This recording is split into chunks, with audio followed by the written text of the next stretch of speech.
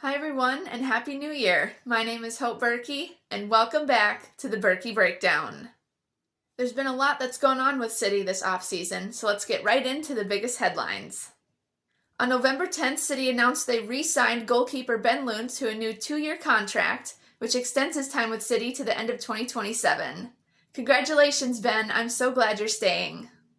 On November 13th, City announced the re-signing of defender Josh Yarrow to a 1-year contract extension through the 2026 season, with an option to extend it through the 2027 season. Congratulations, Josh. I'm so glad you're staying as well. Also on November 13th, the MLS made a huge announcement regarding the schedule change. They announced that they would begin aligning the MLS calendar with those of the world's top soccer leagues. This change will not take effect until summer of 2027, but it will be a big change as the season will start in mid-July and end with the Cup in late May. This means that the first season with this calendar change will start in mid-July of 2027 and go through late May of 2028. There will also be a midwinter break in the schedule from mid-December through early February, with no matches being scheduled for January. And before this schedule change begins, there will be a transition season that starts in February and goes through May of 2027. This transition season will be like a mini MLS regular season that we're used to, with 14 regular season matches and an MLS Cup match to end the season. This will determine who qualifies for US Open Cup, Canadian Championships Cup, Leagues Cup, and CONCACAF Champions Cup for the next season. So I did hear rumors that this schedule change was going to take place before they officially announced it. I know a lot of people within St. Louis City and within the MLS in general were teasing this before they made it official. And I know a lot of players that have come over from Europe were pushing for this to happen, including Roman. And I do understand why they did. I think that will make the transition easier for players that are coming from Europe to the MLS if the schedules are aligned, which they will be starting in 2027. I'm looking forward to seeing how this change will affect the league.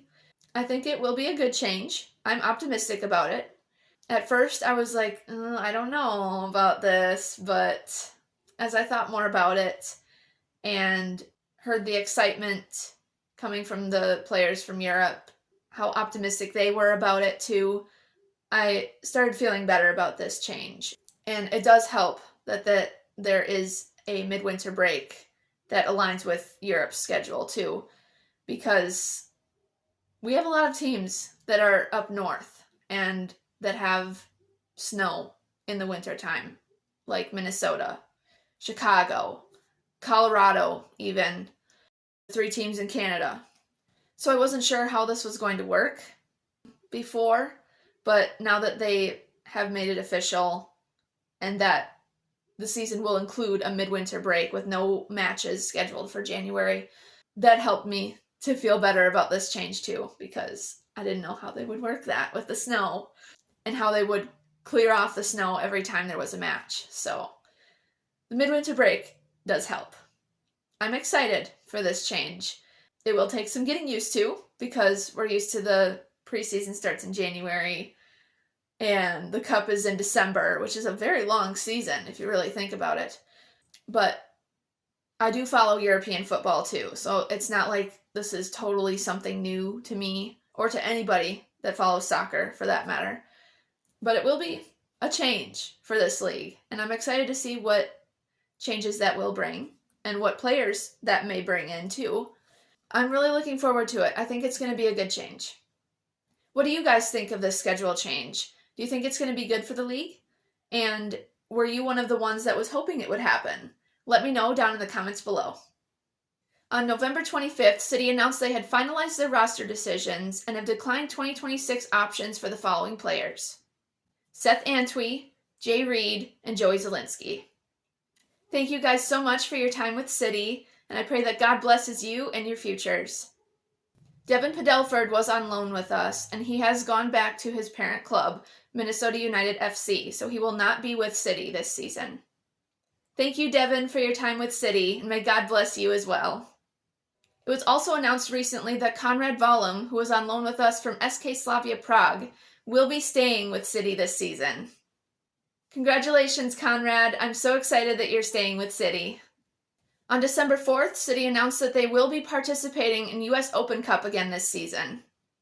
I'm excited that the guys are getting another chance at this competition, and I'm really hoping they can go even farther this season. Let me know down in the comments below if you guys are excited to see the guys compete in US Open Cup again.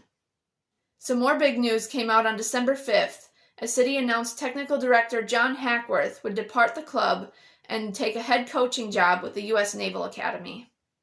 I was very shocked when I saw this headline, and I was very sad when I saw it too, because Hack has been with City basically since the beginning and has done so much for this club, taking on so many roles and helping this team to succeed.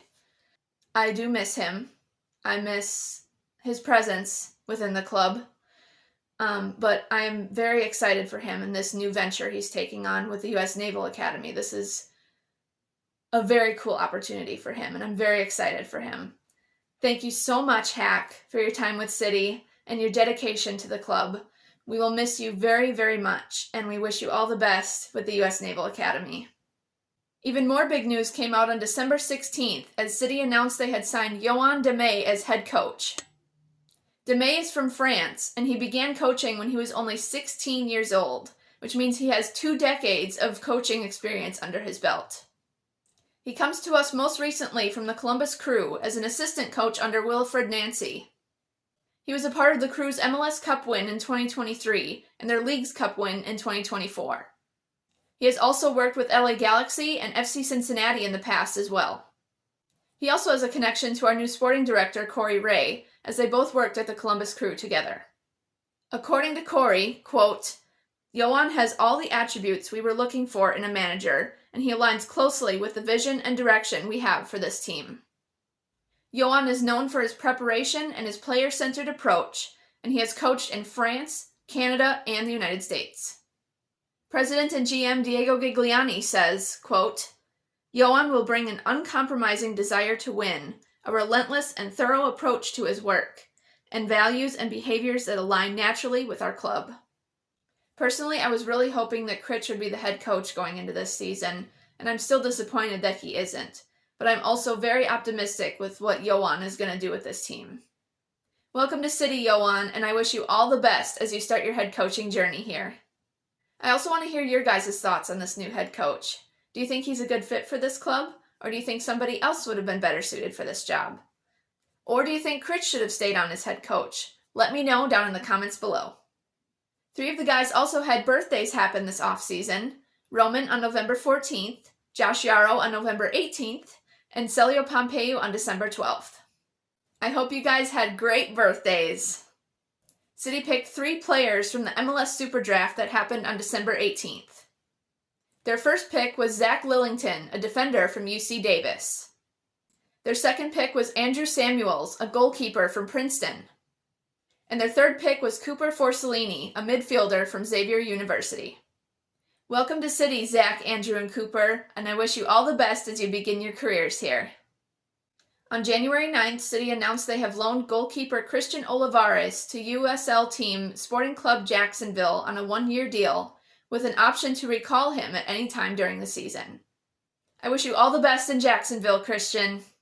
And as we all saw on City's social media yesterday, the guys returned to the training facility for the first time in 2026 and have officially started training for the 2026 season. Preseason is officially underway, and it was so exciting to see the guys get back into training. They will be training in St. Louis for the remainder of this week, and then next week they will be traveling to Florida for their first preseason camp. After that camp, they will come back to St. Louis to train for another week, before heading off to California for the Coachella Valley Invitational. The guys will be playing some preseason friendly matches both in Florida and in the Coachella Valley Invitational, so I plan on doing some matchday weather minutes before those matches. So stay tuned for those and subscribe down below so you don't miss out. Also today, January 13th, City announced they have acquired midfielder Daniel Edelman from the New York Red Bulls. They got him for $500,000 in 2026 GAM and $200,000 in 2027 GAM. Sporting Director Corey Ray says, quote, "Daniel is a ball-winning, high-intensity midfielder whose addition will bring even more competition to our midfield group. Welcome to City, Daniel, and I'm looking forward to seeing what you bring to our team." So I'm so excited for the 2026 season, and I cannot believe we're already here in preseason. It was so exciting to see yesterday the guys returning to the facility all excited and ready for a fresh start. I'm looking forward to seeing how this season will go, especially with our new head coach and our new sporting director. And I can't wait to see what our new players also bring to this team going forward. And I'm so excited for these matches, and I cannot wait to cheer these guys on through another season. I love this team so much, and I can't wait to have more wonderful memories watching them play. Thank you guys so much for watching this episode of the Bürki Breakdown. If you haven't already, please subscribe and click on your post notifications so you don't miss out on my upcoming videos. My goal is to get to 65 subscribers before June, so please help me out by clicking that subscribe button below. If you like this video, please give it a thumbs up and leave a comment down below letting me know where you're watching from and how excited you are for the 2026 season. Also, be sure to follow me on my Instagram and Facebook profiles at the Bürki Breakdown. Thank you guys so much for supporting me and my channel, and I can't wait to make more videos throughout this 2026 season. And I'll see you in the next one. Let's go, City!